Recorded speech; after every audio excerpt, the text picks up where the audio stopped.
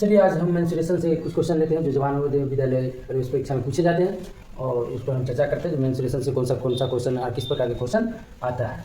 चलिए चर्चा करते हैं। क्वेश्चन लेते हैं। जो क्वेश्चन कह रहा है आयत ABCD का परिमाप निकालें और दिया हमको है एक भुजा 4 मीटर और सेकंड भुजा अपोजिट 3 मीटर और उसका विकर्ण दिया गया है 5-5 मीटर। हम जानते हैं परिमाप में विकर्ण की कोई आवश्यकता नहीं होती है और हम उसका फॉर्मूला पहले देख लेते हैं। हल करने पर फॉर्मूला है आयत का परिमाप बराबर 2 इंटू लंबाई प्लस चौड़ाई। इसी पर हम इसको बैठा के निकाल देंगे जो मेरा आयत ABCD का परिमाप क्या होगा। 2 लंबाई मेरा दिया हुआ है BC 4 मीटर और चौड़ाई 3 मीटर।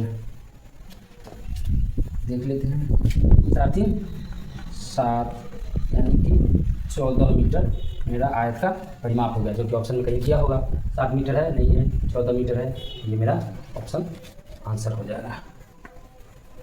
चलिए तो मेंसुरेशन यानी कि क्षेत्र नीति के एक और सवाल पर चर्चा कर लेते हैं जो जवाहर नवोदय प्रवेश परीक्षा 2025 में पूछा गया है।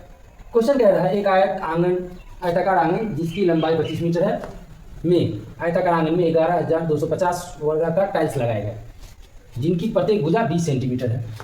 तो 20 सेंटीमीटर आंगन का परिमाप बोल रहा है, निकालिए क्या होगा इसमें से।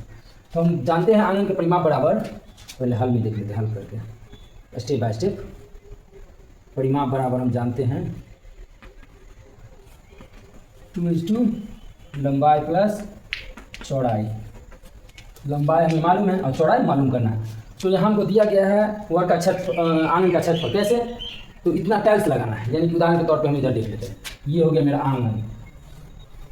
इसमें कितने टाइल्स लगे हुए हैं 11,250 यानी पूरे में टाइल्स लगा हुआ है। और एक टाइल्स की लंबाई दी गई है 20 सेंटीमीटर, जिसे हमें मीटर में कन्वर्ट करना है क्योंकि मेरा ऑप्शन मीटर में है।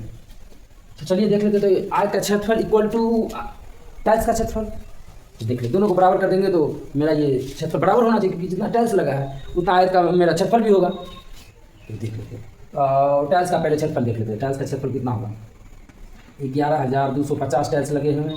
तो एक टाइल्स का क्षेत्रफल है भुजा स्क्वायर आयत वर्ग का क्षेत्रफल टाइल्स, क्योंकि वर्गाकार टाइल्स लगा हुआ है, यहाँ दिया गया वर्गाकार टाइल्स।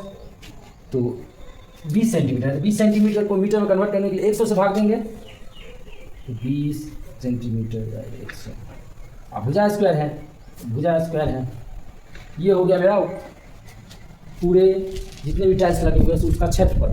और हम जानते हैं आयत का क्षेत्रफल क्या होता है, लंबाई गुने चौड़ाई। तो लंबाई कितना दिया हुआ है 25 हो गया। अब ये इक्वल बराबर हो गया, हमको चौड़ाई मालूम हो जाएगा। कैसे, तो आइए देखते हैं। 11,250 और 20 स्क्वायर है तो हम 2 बार लिख देंगे, इसको 2 बार लिख देते हैं। और इधर 25 स्क्वायर मल्टीप्लाई में है तो इधर इसको ले ही आते हैं, तब उसके बाद करेंगे। इधर इसको ले आएंगे तो क्या हो गया, ये डिवाइड में आ जाएगा, फिर 25 आ गया डिवाइड में। और इधर मेरा बच गया चौड़ाई, यानी कि चौड़ाई हमको मालूम करना है। अब देख लेते हैं 0 से 0 कैंसिल, 0 से 0 क्या 20 पंचे 100, 20 पंचे 100 यानी 5-5 वर्ग कट गया। ठीक है, अब क्या करना है, हमको देखना है इस सब से ये कटता है कैसे। तो पहले ये 5 से कटेगा कैसे, 5 दूना 10 12 हो गया, फिर 5 दूना 10 फिर 12 फिर 5 हो गया, 5 में 25 फिर 0 बच गया। फिर इस 5 से भी काट देंगे, 5 चौक 20 बच गया, तो 5 से 25 और 0 बच गया। ठीक है, अब ये 25 से इसको काट लेते हैं तो कितना होगा 18, मतलब लगभग 18 गुना। देख लेते कैसे, 25 पहले 5 से डिवाइड कर लेते हैं, छोटा करके छोटा करके, जैसे कन्फ्यूज हो जाएगा।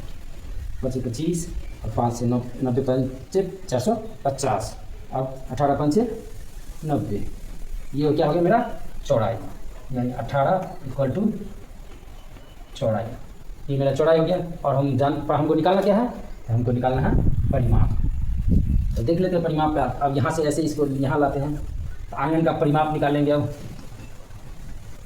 आंगन का परिमाप इस टू यानी ऐसे लंबाई प्लस चौड़ाई, तो लंबाई कितना है 25 और चौड़ाई कितना आ गया 18। हम देख लेते हैं 8 5 13, 2 1 3 और 1 4।